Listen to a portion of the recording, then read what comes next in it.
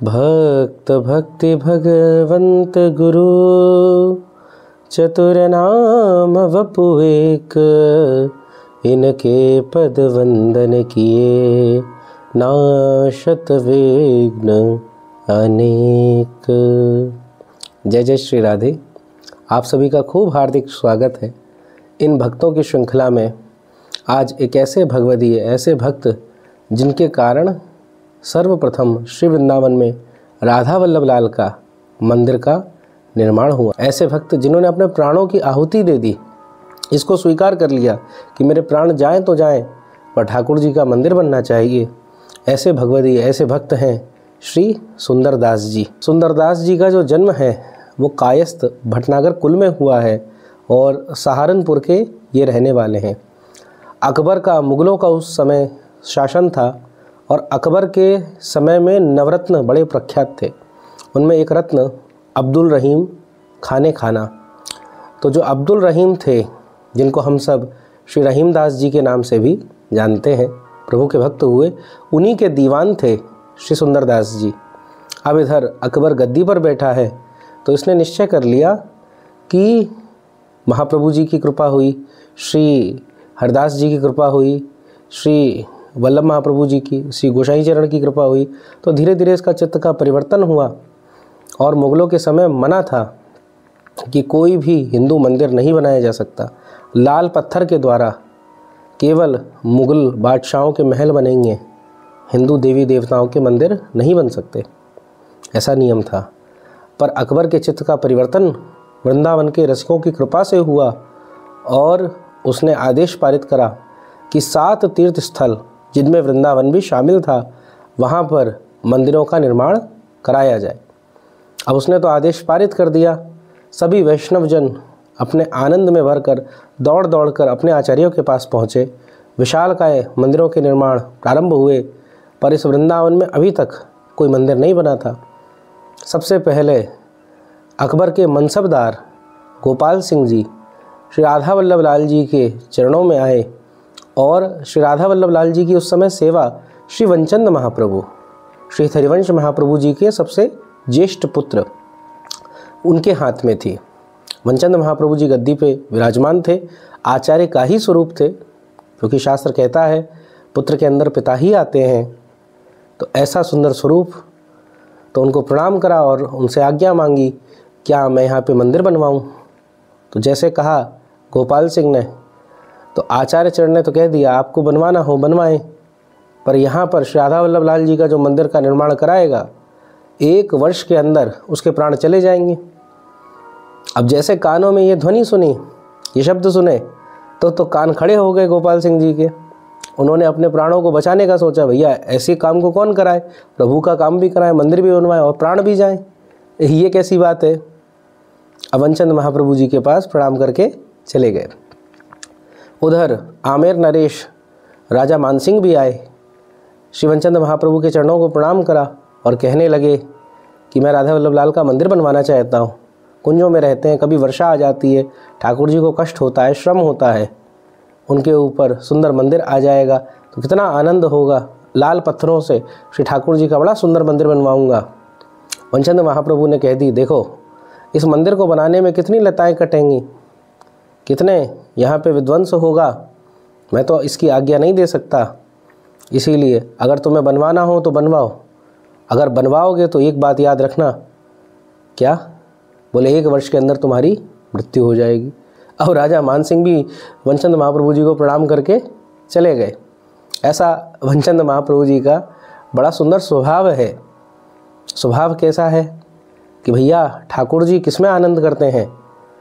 श्री वनचंद महाप्रभु जी धन के लोलुप नहीं है, धन के लोभी नहीं है।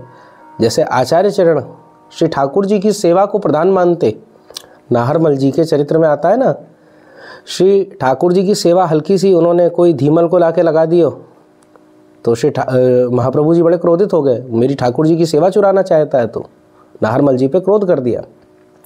यद्यपि वो तो शिष्य धर्म का पालन ही कर रहे थे। तो हमारे यहाँ आचार्यों का मुख्य उद्देश्य क्या है? ठाकुर जी को लाड लड़ाना, प्रेम करना। वनचंद महाप्रभु जी भी ठाकुर जी के प्रेम में ये कह रहे हैं। भाव क्या है, कारण क्या है? ठाकुर जी तो इन लताओं से प्रेम करते हैं। मंदिर में क्यों ले जाना, पर अब आते रहें जाते रहें। अब इधर वनचंद महाप्रभु जी तो खूब लाड लड़ा ही रहे थे। एक दिन दिल्ली जाना हुआ। कारण क्या था कि महाप्रभु जी के कई भक्त, कई शिष्य उस समय दिल्ली में वास करते थे। तो आपके मन में आया कि सभी वैष्णव भक्तों से मिलें, श्री महाप्रभु जी की कथा सुनें, उनका थोड़ा चरित्र सुनने को मिलेगा, कैसे महाप्रभु जी ने उन सबके जीवन में कृपा करी। इस भाव से आप गए, सबको श्री राधा वल्लभ लाल जी की प्रसादी दी। और इसी क्रम में श्री गोपीनाथ जी के शिष्य, वनचंद महाप्रभु जी के शिष्य नहीं हैं श्री सुंदरदास जी, शिष्य तो गोपीनाथ जी के हैं, श्री महाप्रभु जी के तृतीय आत्मज। परंतु वनचंद महाप्रभु जी को जैसे आते देखा, अरे मेरे कुल के बड़े आए हैं, अधिकारी आए हैं, तो तुरंत प्रणाम करा, दंडवत हो गए, उनका सत्कार करा, उनको खूब प्रेम से बिछाया, उनके चरणों को धुला, उनको प्रणाम करा, नतमस्तक हुए। अब महाप्रभु जी की वार्ता चालू हो गई, श्री गोपीनाथ जी की भी चर्चा होने लग गई, धीरे धीरे रस की चर्चा बढ़ने लग गई। सुंदरदास जी को बड़ा आनंद आया। श्री वनचंद महाप्रभु जी ने कहा, देखो अब मेरे चलने का समय हो रहा है, हम चलते हैं। तभी सुंदरदास जी आए और हाथ में एक पोटली और श्री वनचंद महाप्रभु जी के चरणों में पधरा दी, श्री वनचंद जी के चरणों में रख दी। अब जैसे श्री वनचंद प्रभु के चरणों में वो पोटली रखी, बोले ये क्या है? देखिए श्री राधा वल्लभ लाल की आप सेवा करते हैं, तो उनकी सेवा में कोई बाधा ना आवे, इसीलिए ये भेंट मैं देना चाहता हूँ। और कितनी भेंट थी? आज के समय की नहीं, उस समय 1 लाख रुपए की भेंट थी। अब आज सोचिए, मुग़लों के समय में जो ताजमहल 20,000 का बना था, आजकल 20 करोड़ों में भी नहीं बनेगा, और यहाँ तो 1 लाख रुपए की भेंट। जैसे वनचंद महाप्रभु जी ने उस भेंट को देखा, उनको क्रोध आ गया। यद्यपि आचार्यों को क्रोध नहीं आता, क्रोध भी लाड ही है। क्रोध में भरकर कह दिया, क्या राधा वल्लभ लाल जी तुमसे सेवित हो रहे हैं क्या?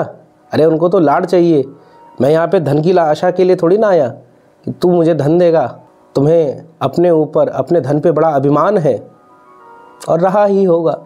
तभी आचार्य क्षण कुपित हो गए, बोले इस धन का प्रयोग मुझे नहीं करना, मैं तो यहाँ रस की चर्चा करने आया, और तुमने रस की चर्चा में धन की चर्चा डाल दी, अर्थ को ले आए और अनर्थ कर दिया, ये बिल्कुल गलत बात है। और आप उसी क्षण वहाँ से चल दिए, कुछ ग्रहण नहीं करा। अब तो सुंदरदास जी के प्राण हलक तक आ गए, बड़े परेशान हो गए, बार बार रोके, और तब भी ना माने तो प्रण कर लिया कि जब तक श्री वनचंद महाप्रभु मुझको क्षमा नहीं करते, तब तक मैं जल आदि के अतिरिक्त कुछ अन्न ग्रहण नहीं करूँगा। ऐसा कठोर नियम ले लिया। अब धीरे धीरे लोगों में पता चली, तो आप जाकर अपने गुरुचरण श्री गोपीनाथ जी के पास पहुँचे। जैसे गोपीनाथ जी के चरणों में पहुँचे, गोपीनाथ जी को सारी बात बताई। अरे मैं तो ठाकुर जी की सेवा में ही देना चाह रहा, पर शायद मुझ में ही कुछ अभिमान, कुछ घमंड रहा होगा।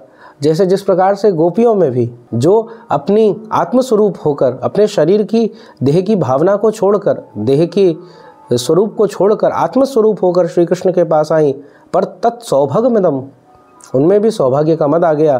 तो ये मद तो अति सूक्ष्म है, आचार्य ने देख लिया होगा, पर आप, मेरी उनके सामने जाने की हिम्मत नहीं है। आप कृपा करें और आप उन चरणों से मेरी क्षमा करा दें। श्री गोपीनाथ जी ने देववन में इनको संग लिया और इनको लेकर आ गए। कहाँ पर? श्री वृंदावन में। अब वृंदावन जैसे आवे तो चित्त का आकर्षण तो सहज होना ही था। अब आकर्षण हो गया चित्त का। अब महाराज श्री वनचंद महाप्रभु अपनी गादी पे विराजमान थे, तिलकायत अधिकारी की। वहाँ पे आप पहुँचे, आपने प्रणाम करा, ढोक दिया। वनचंद महाप्रभु जी को श्री गोपीनाथ जी ने सारी बात बताई। इनके हृदय के ऐसे भाव नहीं हैं, बड़े ग्लानि में हैं, बड़े परेशान हैं, प्रण करके बैठे हैं, जल आदि को छोड़कर कुछ अन्न ग्रहण नहीं करेंगे। तब तो भैया श्री वनचंद महाप्रभु, आचार्यों में तो सहज दया होती है, तुरंत दया आ गई और हृदय से लगा लिया। अरे इतनी परेशानी की कोई आवश्यकता नहीं, इतने कष्ट की कोई आवश्यकता नहीं, हम तुमसे प्रसन्न हैं, सहज ही प्रसन्न हैं। अब तो बड़े आनंदित हो गए। पुनः भेंट देने की प्रयास करी, जो 1 लाख रुपए पड़े थे, पर महाप्रभु जी ने स्वीकार नहीं करे, श्री वनचंद जी ने स्वीकार नहीं करे। अब भैया क्या करो जाए? अब तो सुंदरदास जी को लगा अभी भी आचार्य चरण ने मुझे क्षमा नहीं करा है। तो पुनः प्रणाम करा, हे प्रभु, यदि आप मेरी भेंट स्वीकार नहीं करेंगे तो मुझे एक काम करने की आज्ञा दें। मैं चाहता हूँ श्री राधा वल्लभ लाल का सुंदर मंदिर का निर्माण हो, उसमें आप विराजें, उसमें श्री राधा वल्लभ लाल विराजें, उनको आप लाड़ करें, प्रेम करें, उनका सुंदर उत्सव हो। और बादशाह ने आदेश तो दे ही दिया है, आज ना कल बनना ही है, तो क्यों ना मेरे धन का उपयोग हो जाए और काम बन जाए। अब जैसे ये शब्द सुने तो वनचंद महाप्रभु जी ने पहले गोपाल सिंह आए थे मनसबदार, फिर उसके बाद आमेर के राजा मान सिंह आए थे, जो शब्द उनसे कहे वही कह दिए कि देखो सुंदरदास, ये तुम्हारी इच्छा है, परंतु अगर यहाँ मंदिर का निर्माण करोगे तो उसमें इतनी लताएं हैं, उन सब का जाना होगा, उस कारण से तुम्हारी मृत्यु 1 वर्ष के अंदर ही हो जाएगी। अब जैसे सुंदरदास जी ने सुना तो पूर्व के जो लोग आए थे वो तो डर के भाग गए, ये प्रसन्न हो गए, श्री वृंदावन की रज में मिल जाऊंगा, जिस रज की प्राप्ति के लिए श्री ब्रह्मा जी कल्पों कल्पों से तपस्या कर रहे हैं, शिव सनकादिक आदि को भी सहज प्राप्ति नहीं होती है। श्री नारद जी जिस रज की महिमा गाते हैं, भक्ति जिस रज में आकर आनंदित हो जाती है, उस रज में मैं विलीन हो जाऊंगा, इससे बढ़िया क्या है। अब तो आपने निश्चय कर लिया कि मंदिर तो अवश्य बनेगा ही बनेगा। आपने आचार्य को प्रणाम करा और उनके चरणों में अपना शीश रख दिया। बस प्रभु, मेरी एक अभिलाषा है, एक इच्छा है, इस मंदिर के ठीक सामने मेरा स्थल बना दीजिएगा। जब मेरे प्राण जावें तो मेरा एक स्मारक, एक याद मेरी यहाँ पे रख दीजिएगा, ताकि वहाँ बैठकर मैं श्री राधा वल्लभ लाल को यहाँ से निहारता रहूँ, प्रेम करता रहूँ। अब वनचंद महाप्रभु तो आश्चर्य में, क्योंकि अभी तक ऐसा किसी ने कहा नहीं, तो आपने कोई उत्तर नहीं दिया। तब स्वप्न में श्री राधा वल्लभ लाल ने आदेश दिया, ये कार्य तो होना ही है, आज ना कल ये तो होके रहेगा। इसीलिए उस भक्त सुंदरदास की आज्ञा को, उस भक्त सुंदरदास की भावना को आप स्वीकार कर लीजिए। तब वनचंद महाप्रभु जी ने अगले दिन सुंदरदास जी को आज्ञा दी कि तुम मंदिर का निर्माण प्रारंभ करो। अब तो ये तन मन धन सबसे लग गए, सारे कार्यों से निवृत्त हो गए।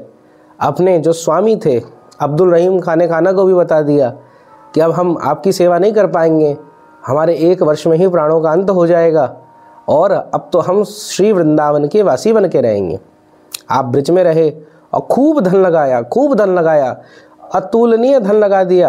अंत में स्थिति ये आ गई, बहुत से चुगलखोर लोग होते हैं, रहीम जी के पास पहुंच गए, ये थे तो आपके दीवान ही ना, तो देखो इतना धन कहाँ से आ गया, अवश्य ही आपके खजाने में से चोरी करी होगी, आप इसको रोकिए। अब जब ऐसा कपट करा, छल करा म्लेच्छों ने, पर रहीम भी तो भगवत भक्ति ही थे, प्रभु के भक्त ही थे।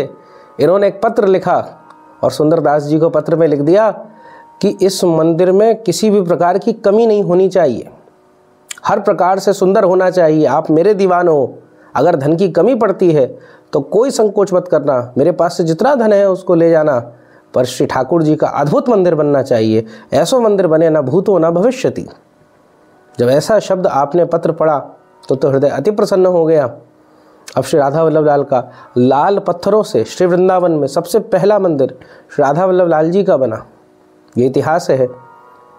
और उस मंदिर में श्री राधा वल्लभ लाल जी को जो नवनिर्मित मंदिर है, प्रथम पाटोत्सव विक्रम संवत 1641 में कार्तिक शुक्ला त्रयोदशी को करा गया। अब सुंदरदास जी तो परमानंद में है। सर्वसुदान दीन सब काहू, जो आ रहा है पा रहा है, खूब धन लुटाया जा रहा है, पता नहीं कौन आ रहा है और कौन पा रहा है। जरा भंडारा लगा दिया गया है, श्री राधा वल्लभ लाल के लिए सुंदर वस्त्र बनाए गए हैं और सुंदर उनको आभूषणों से सजाया गया है, खूब भंडारा कर दिया गया है। प्रत्येक ब्रजवासी, प्रत्येक संत को ये पूछे बिना कि तुम कौन हो, कहाँ से आए हो, भंडारे में पाने की आज्ञा है। और खूब समाज गायन हो रहा है, अष्टप्रहर समझ गायन हो रहा है। ऐसी आनंद की वेला छा गई है, मानो जैसे नंद के घर में आनंद प्रकटा था, श्री सुंदरदास के हृदय में भी परमानंद की स्थिति आ गई। अब तो बड़े प्रसन्न हो गए, खूब नाचें, खूब गावें और सब लोग इस दृश्य को देखें कि कितने आनंदित हैं। और श्री वनचंद महाप्रभु राधा वल्लभ लाल को मंदिर के अंदर ले गए और पधराया, खूब आनंद हो गया, रस को सुंदर समुद्र आ गया। अब तो सुंदरदास जी ने खूब उत्सवों का आनंद लिया। 1 वर्ष का ही समय था, तो ये जानते थे प्रत्येक उत्सव को खूब धन देते, खूब लोगों की सहायता करते। असहाय लोगों की मदद करते, साधुओं की सेवा करते। श्री गोस्वामी चरण, श्री जो उनका गुरुकुल है उसको खूब भाव से उसकी सेवा करते, भेंट आदि भी प्रदान करते, मंदिर की देखरेख में भी अपना सहयोग प्रदान करते। सब लोग इनके भाव से बड़े प्रसन्न थे और धीरे धीरे इनका 1 वर्ष पूर्ण होने वाला था। इनको पता चल गया कि मेरा वर्ष पूर्ण होने वाला है, अब मेरे पास दिन नहीं है। आपका अंतिम दिन था। आप श्री राधा वल्लभ मंदिर आए, श्री ठाकुर जी के चरणोदक को लिया, चरणामृत को लिया और उसके बाद में श्री आचार्य चरण को आपने प्रणाम करा है और बोला कि अब तो जाने का समय आ गया है। और उधर सुंदर 84 जी का गायन चल रहा है। हित 84 जी में जैसे ही ये पद आया कि बनी वृषभानु नंदिनी आजू, तब तो भैया आपके हृदय में श्यामा श्याम प्रकट हो गए। अगर कोई मनुष्य इस देह को छोड़ के जाएगा, शरीर को छोड़ के जाएगा, उसको कष्ट होगा, पर सुंदरदास जी को कष्ट नहीं हुआ। उनका तो रोम रोम पुलकित हो गया, हृदय आनंदित हो गया और मानो उनके शरीर से एक तेज पुंज प्रकट हो गया और विलीन हो गया। उसी समय सुंदरदास जी ने अपने प्राणों का त्याग कर दिया और वनचंद महाप्रभु जी को जैसा उन्होंने वचन दिया था कि मेरी अभिलाषा है श्री ठाकुर जी के सामने ही मेरा एक स्थान बना दिया जाए ताकि वहाँ से मैं नित्य दर्शन कर सकूँ, ऐसी कृपा हुई कि वहाँ पर श्री आचार्य चरण ने उनके लिए स्थान बनवाया और आज भी उस रूप में आप देख सकते हैं। हमारे श्री राधा वल्लभ लाल अब तो एक नए मंदिर में विराजमान है, परंतु उनके पास में ही जहाँ पर श्री महाप्रभु जी, श्री हरिवंश महाप्रभु का चित्रपट विराजमान है, उस मंदिर में आप जावें, पुराना लाल पत्थर का, कलकत्ता वाली हवेली के ठीक सामने, तो खूब आनंद से आप देख सकते हैं। और ये सब उसी मंदिर की लीला है। ऐसे ठाकुर जी की कृपा होती है। देखो भैया, धन तो सबके पास होता है, पर धन अत्यधिक हो जाए तो वो अनर्थकारी बन जाता है। वो अर्थ नहीं करता, वो अनर्थ कर देता है। पर वही धन जब प्रभु से मिल जाए तो वो कल्याणकारी बन जाता है। ऐसा चरित्र श्री सुंदरदास जी का है। श्री राधा वल्लभो जयति, श्री हरिवंश चंद्रो जयति।